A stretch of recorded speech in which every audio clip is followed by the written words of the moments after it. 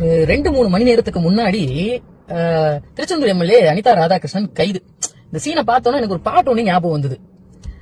தாய்மா மெசீர் சம்பந்து போனானே அவனை காவல்துறை கைது பண்ணி போனாங்க. நல்லா இருக்குல்ல? நான் பாடுனது இல்லைங்க பாட்டு, சம்மல்ல. இதை விட பெரிய சீன் தெரியுமா? தலைவர் அரெஸ்ட் பண்ணி கூட்டு போறப்ப அவரு கார்ல, சரியா, அவரு கார்ல ஏறி ஃப்ரண்ட்ல உட்காந்தாப்ல, போலீஸ்காரங்கல்ல ஜீப்ல ஏறு அப்படின்ற மாதிரி சொல்லி ஜீப்ல ஏறி போனாப்ல. செம்ம மாஸ் சீனு. ஓகேவா? இந்த பக்கம் ஏவாவேலு ரெய்டு விட்டா ரெய்டுக்கு பதில் சொல்லுவாங்களா? சிங்கப்பூர் மருத்துவமனையில அனுமதியா? எப்படியே சிங்கப்பூர் மருத்துவமனையில கேட்டா டிஎம்கே காரங்களா பிச்சைக்காரங்க சொத்து இல்லைன்றாங்க. சிங்கப்பூர் மருத்துவமனையில அனுமதிக்கப்பட்டிருக்காரா. 10 நாள் கழிச்சு ரெஸ்ட் எல்லாம் எடுத்துட்டு வந்து என்னென்னலாம் பண்ணலாம் பிளான் பண்ணிட்டு வந்து விசாரணைக்கு ஒத்துழைப்பு கொடுக்குறேன் அப்படின்னு சொல்லிட்டு சீன்லாம் எத்தனை பார்த்து போனாங்க. இதுக்கப்புறம் 35 கோடி 180 கோடி பேரம் பேசிருக்காங்க. கிண்டியில் இருக்க ஒரு 5 ஸ்டார் ஹோட்டல், ஏதோ ஒரு ஸ்டார் ஹோட்டல்ல, ஐடிசியா லீமெரிடியான்னு தெரியல, உட்காந்து 180 கோடிக்கு மொத்தமா பேரம் பேசி ஒவ்வொருத்தர் தலைக்கும் பேசிருக்காங்க. ஓவராலா 180 கோடி காணா செந்தில் பாலாஜிய. கேட்டா காசு இல்லைன்றாங்க.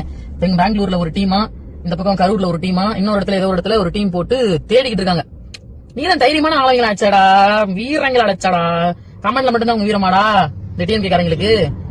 வந்து உட்கார வேண்டியதாடா, மூஞ்சிக்கு முன்னாடி உட்காந்து என்ன தப்பு இங்க ஒரு ப்ரூஃப் எடுத்து போட்டு கேட்க வேண்டியதானே. ஏன் ஓடி ஒழியணும்?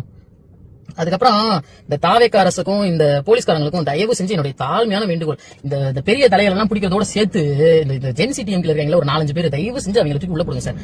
எங்களால முடியல சார். இந்த ஒரு லேடி ஒண்ணு, அதுக்கப்புறம் முதலமைச்சரோட பையனை வந்து அந்த பையன்ட்ட வந்து அவங்க அப்பா கண்டுபிடிச்சுட்டாருன்னு சொல்லிட்டு ஆசிடிசி டிஎம்கே எப்படி சொன்னதை செய்யாதோ அதே மாதிரி செய்யாம ஓடி போன அவன். அதுக்கப்புறம் வந்துட்டு ஒரு லேடி ஒண்ணு சொல்லிட்டான். அப்புறம் வெள்ளநாயி, அதுக்கப்புறம் வந்து உதயன தம்பிட அவன், அதுக்கப்புறம் நம்ம கடைசியா புதுசா இணைஞ்சிருக்க நம்ம ஐட்டம் டான்சர். இவங்க கொஞ்சம் தூக்கி உள்ள வச்சீங்கன்னா அடுத்து வர்ற ஜென்சி டிஎம்கேக்கு பயம் அப்படின்றது என்னன்னா, யார் ஒருத்தரையும் அவதூறா பேசக்கூடாது அப்படின்ற பயம் வரணும். ஆக்கப்பூர்வமா இல்ல அவங்களோட கொள்கைகள் சொல்லிக்கிட்டே தெரியுறாங்களா, என்னதான் கொள்கைகள் கொஞ்சம் சொல்லுங்க அப்படின்ற அளவுக்கு அதை வேணா வந்து பேசட்டும், பொது வெளியில பேசட்டும்.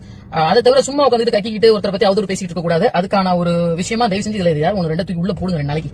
இன்ஸ்டாகிராம் அது நிம்மதியா இருக்கும். அதுக்கப்புறம் ரொம்ப முக்கியமா சீமானா பத்தி அவர்களை பத்தி பேசினா, டிஎம்கேல உட்காந்து பேசினா, என்னோட வீடியோட கமெண்ட்ல வந்து கதறிக்கிட்டு கக்கிக்கிட்டு கெட்ட வார்த்தை பேசிட்டு இப்படிலாம் உட்காந்துருக்க சில நாதாரி நாய்களுக்கு சொல்லிக்கிறேன். ஓகேவா? நீங்க வந்து என் கமெண்ட்ல கதறது, ஃபேக் ஐடியில வந்து கதறது என்னோட இதுக்கு சமம். இதை பத்தி நான் கவலைப்படல. எப்படி இல்ல, அப்போ உங்க கமெண்ட்லாம் என்ன டேஷ்ல போகும்னு நினைச்சுக்கோங்க. கமெண்ட்ல வந்து கதற வேலை வச்சுக்காதீங்க, கிட்ட அசிங்கப்பட்டு போயிடுவீங்க. ஓகேவா?